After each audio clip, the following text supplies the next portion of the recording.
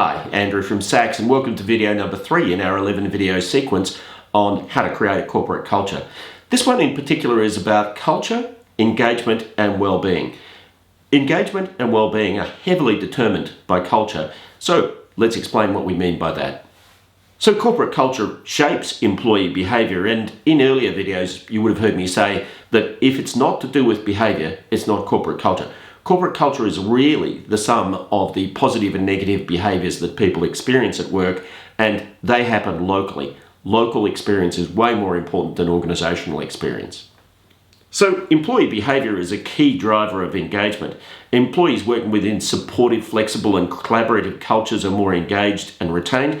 Positive organisational culture is characterised by open communication, support and shared purpose, and culture certainly has a significant effect on stress and attitudes to work. And that leads us to the idea of engagement. And you'll see here that engagement is said to mediate the culture-performance relationship. In other words, culture and how it drives the performance of employees is mediated, is influenced by the degrees to which employees are engaged or disengaged. Highly engaged employees tend to turn a good corporate culture into a productive corporate culture. Disengaged employees, even in a positive corporate culture, tend to drive a less successful organisation. The business case for engagement really is a practical one. Productivity varies with increases and decreases in engagement.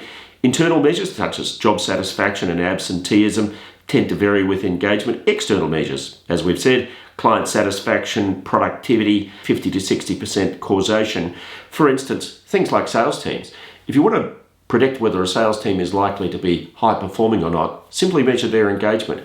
When engagement is high, sales teams are way more productive than when engagement is low. Kind of makes sense when you think of something like that.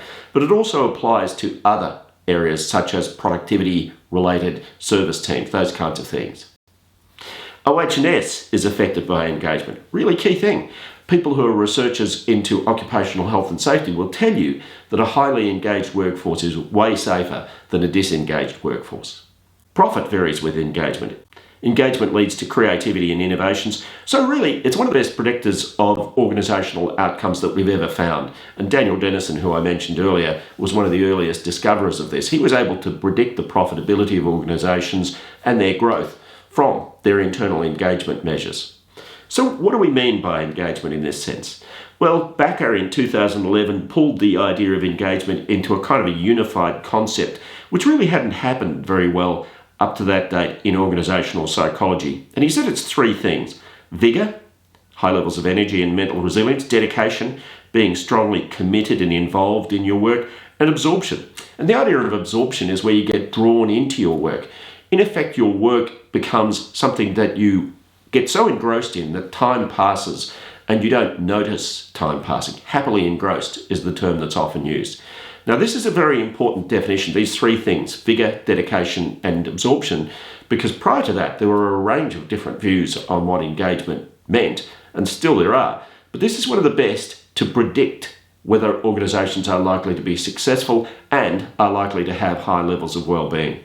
And when organisations have this mix of vigour, dedication and absorption, I mean, just picture this. Your employees come to work and they're vigorous and energetic before they come to work. They want to get to work. They're dedicated. They try to get better at their work and they consider their work to be very important.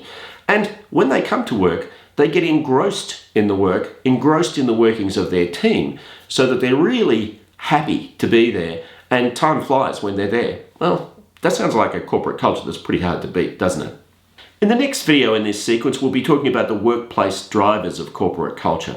So we've talked a lot about what corporate culture is and what the signs are of effective corporate culture. In the next video, we start to address the question of why is an organisation and its teams high in corporate culture and high in engagement, whereas others are not so much. So if this content is of use to you, don't hesitate to like and subscribe.